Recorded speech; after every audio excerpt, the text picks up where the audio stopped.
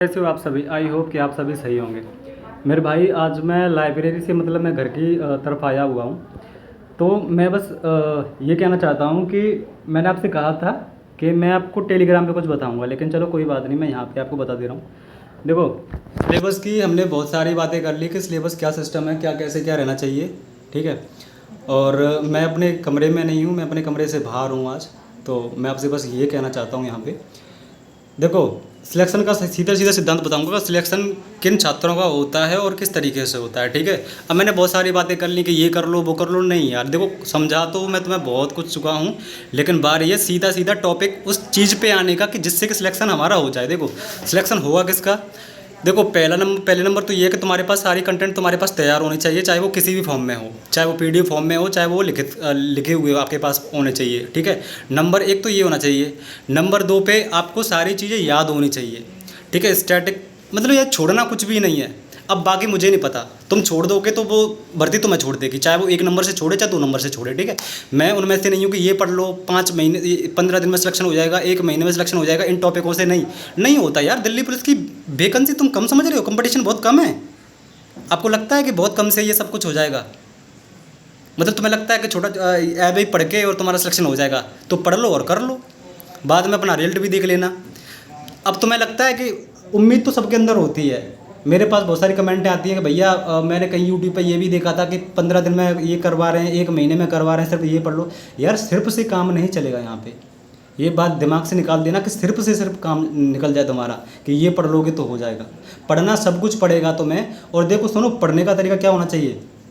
जैसे मान के चलो कि तुमने स्टैटिक में यूनेस्को पढ़ा या रामसर साइड पढ़ा, तो उसको अपने दिल और दिमाग में इस तरीके से उतारना है ताकि अगले टॉपिक पर जब जाओ तब वो रट जाए तुम्हें वो वाली चीज़ें। नामात्र के लिए सिलेबस कंप्लीट मत करना। ठीक है। ए भाई कर लो, ऐसे ही कर लो यार। 5 यार, 6 यार, 7 यार, जितनी भी वैकेंसी आपकी निकलेंगी लास्ट टाइम पे जो फॉर्म की डिटेल्स आएगी, 15 20 30 40 लाख जब फॉर्म भरे जाएंगे आपके, तो रहते कौन से बच्चे हैं। तो मैं नहीं लगता कि कोई 1 नंबर से रह जाता है, कोई 0.25 से रह जाता है, कोई 0.1 से रह जाता है, किस। अगर आप भी उस कगार में रहना चाहते हो तो फिर तो आप वैसे पढ़ लो। ठीक है। अगर श्योर सिलेक्शन चाहिए, बिल्कुल 100% सिलेक्शन चाहिए, तो फिर तरीका बदलना पड़ेगा। फिर आपको पढ़ने का तरीके को बदलो, जो समझ में नहीं आ रहा उसे समझो, हर चीज़ को कंप्लीट करो और बार बार रिवाइज करो, बार बार रिवाइज करो। एक टॉपिक ख़त्म करने के बाद में अगले टॉपिक पे जब जाना है, चाहे कम हो जाए, सिलेबस बिल्कुल भी पूरा ना हो, लेकिन पढ़ो उतना। ज़रूरी थोड़ी ना है कि जो पूरा सिलेबस होगा उस पूरे में से फंसेगा। हो सकता है कि यार देखो, अब कंप्यूटर की बात करता हूँ, तो कंप्यूटर में आपके मेन टॉपिक मैं आपको बता रहा हूँ, MS वर्ड, MS एक्सेल और जीमेल। कम से कम 5 से 6 क्वेश्चन तो यहीं से फंस जाएंगे आपके पास होने लायक। बाकी बचे आधा पोर्शन जो बचा है आपका, वो 4 5 उसमें से बनेंगे। तो पहले जो MS एक्सेल है, MS वर्ड है और जीमेल है, इनको तो घोर के पी जाना आप। कि यहाँ से कोई भी शॉर्टकट की पूछेगा, यहाँ से किसी फंक्शन के अंदर पूछेगा, या कुछ भी पूछ ले इनमें से, तो यहाँ से हम रुकने नहीं चाहिए यार। ऐसे मत करना कि ऑप्शन आ जाएगा तभी हम करेंगे, नहीं। दिमाग में ऐसे रखना चाहिए कि ऑप्शन की तो बिल्कुल ज़रूरत ना पड़े। भाई साहब, सिलेक्शन सिक्योर उसी बच्चे का होगा, मेरी बात ध्यान से सुन लो। चाहे वो कंपटीशन में मैं मतलब आ रहा हूँ, चाहे वो कोई और भी आ रहा हो, चाहे कोई भी आ रहा हो, मैं आपको मूल मंत्र बता रहा हूँ, सिलेक्शन उस बच्चे का होगा यहाँ पे जो दिल्ली पुलिस की वैकेंसी। क्योंकि आपको पता है बच्चा जी तोड़ मेहनत कर रहा है। मैं अपनी लाइब्रेरी की बात कर रहा हूँ, मेरी लाइब्रेरी में जो बच्चे मजाक नहीं कर रहा, सच्ची बोल रहा हूँ, दिल से बोल रहा हूँ। चाहे तुम वीडियो कॉल कर लेना, चाहे तुम कुछ भी कर लेना, बच्चा 24 घंटे लाइब्रेरी से बाहर नहीं निकल रहा है। आप बताओ, अगर 2 भाई लाइब्रेरी में तैयारी कर रहे हैं तो एक जा रहा है 24 घंटे के बाद, फिर दूसरा जा रहा है, मतलब नंबर बारी बारी से जा रहा है, ऐसा भी हो रहा है। मैं अपनी लाइब्रेरी की बात कर रहा हूँ, और इस टाइम पे पूरी भरी हुई है लाइब्रेरी। ठीक है। तो समय ज़्यादा नहीं है, मेरे साथ रहते रहते तो मैं 1 2 महीने निकल चुके हैं। हर चीज़ को मैं तुम्हें समझा भी रहा हूँ। मैं तुम्हारे बीच में नहीं आ रहा, क्योंकि मैं थोड़ा लाइब्रेरी में बिजी हूँ हर चीज़ के लिए। तो यहाँ पे आया हूँ तो सोचा कुछ समझा के जाऊँ। अब डायरेक्शन भी बता दी, डायरेक्ट भी बता रहा हूँ। अब मेरे पास इतना भी समय नहीं है, और तुम्हें भी बोरियत फील होती रहेगी कि भैया बार बार उसी चीज़ को बता रहे हैं, पहले सिलेबस कंप्लीट करो, पहले ये करो वो करो। अरे यार, ऐसी तैसी में जाए सब कुछ। ठीक है। मैं आपको सिलेक्शन का मूल मंत्र बता रहा हूँ मेरे भाई। लैंग्वेज थोड़ी सी मेरी ऐसी बुरा मत मानना प्लीज़, आप मेरे छोटे भाई बहन हो। मेरी जो भड़ास निकल रही है वो सिर्फ आपको इस बात से निकल रही है, यार कब चीज़ों को समझोगे तुम। हर इंसान, मेरे अंदर से जो चीज़ें निकल रही हैं ना, जो भड़ास निकल रही है, वो आपको लेके निकल रही है।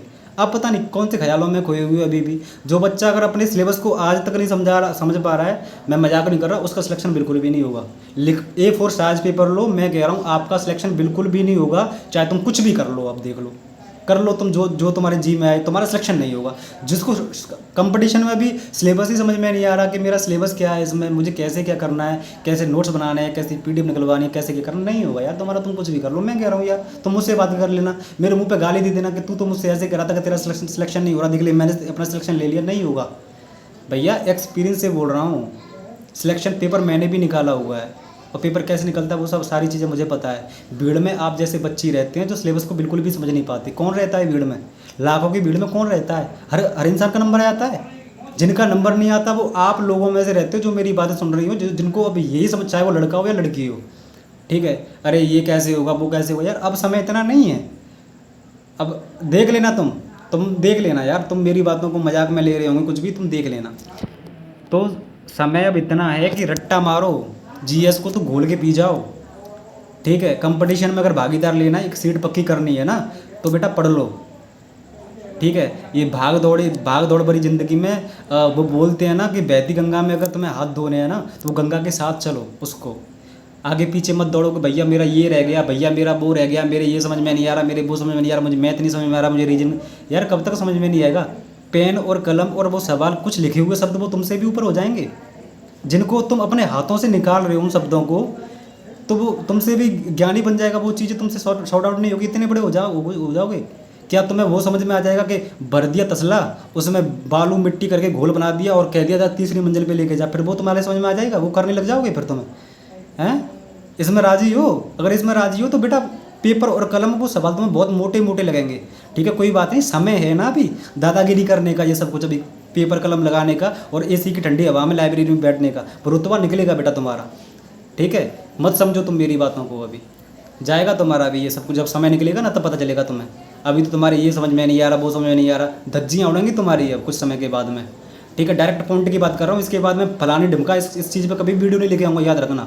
मेरे अंदर से अब नहीं आएगी वीडियो। बाकी बहुत सारी यूट्यूब पे वीडियो पड़ी हुई है, उनको देखना अपने आराम से और तसल्ली लेना कि हाँ मेरा भी होगा, मेरा भी होगा, मेरा भी होगा। किसी का भी नहीं होने वाला, होगा उसका जिसने सिलेबस कंप्लीट नहीं किया है। तो आने वाले 1 से 2 महीने में जल्दी से सिलेबस कंप्लीट कर ले और अपनी कमांड बना ले हर चीज़ में, ठीक है। और मॉक भी देने लग जाए, ठीक है। मेरे से उम्मीद मत रखना किसी भी चीज़ की। मेरे पास कोई फालतू कमेंट ना करे, चाहे वो टेलीग्राम हो, जिसको मेरा देखो मेरे टेलीग्राम पे मैं देखता हूँ आए दिन लड़के जुड़ भी रहे हैं, आए दिन छोड़ के जा भी रहे हैं। मैं रोकता उनको ही हूँ जो मुझे लगता है हाँ वाकई में बच्चा सही है, ठीक है, बहुत अच्छा है, कभी कभी हो जाता है ऐसा, लेकिन जाने वाले को मैं कभी नहीं रुकता।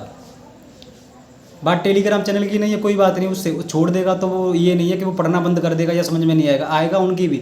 लेकिन मैं हर एक इंसान के उस इंसान के लिए कह रहा हूँ भैया समझ जाओ प्लीज़, हाथ जोड़ के मेरा निवेदन है। आप जिस दौर से गुजर रहे हो उससे पहले मैं काफ़ी गुजर चुका हूँ, तो आपके दर्द को मैं फील कर सकता हूँ। तब ये मेरे अंदर से दर्द भरी आवाज़ निकल रही है आपके लिए। समझ जाओ और चीज़ों को कम्प्लीटली अपने दिमाग से मैनेज करना सीखो ना यार। छोटे बच्चे थोड़ी नहीं हो, 25 20 22 साल के तुम हो चुके हो, शादी की उम्र तुम्हारी हो चुकी है, आगे हर चीज़ की तुम्हारी एज हो चुकी है, घर की जिम्मेदारी उठाने की तुम्हारी एज हो चुकी है, चाहे वो लड़का हो या लड़की हो। अभी भी तुम्हें किसी के समझाने की ज़रूरत पड़ेगी, ठीक है। बाकी हर चीज़ के लिए मैंने अपना टेलीग्राम तुम्हारे लिए खोल रखा है, यूट्यूब तुम्हारे लिए मैंने खोल रखा है, और मैसेज पे तुमसे मैं बातें करता हूँ, जवाब मैं तुम्हारा देता हूँ, हर चीज़ का मैं देता हूँ, फिर भी तुम्हारे समझ में नहीं आता। समय को पहचानो अपने को, ठीक है। Thank you so much and love you और लगे रहो मेरे भाई, सिलेक्शन ले लो। बाद में सिलेक्शन की जो तारीफ़ें होती है उसके बाद हम बाद में बातें करेंगे, तो लगे रहो, ठीक है। Okay, thank you.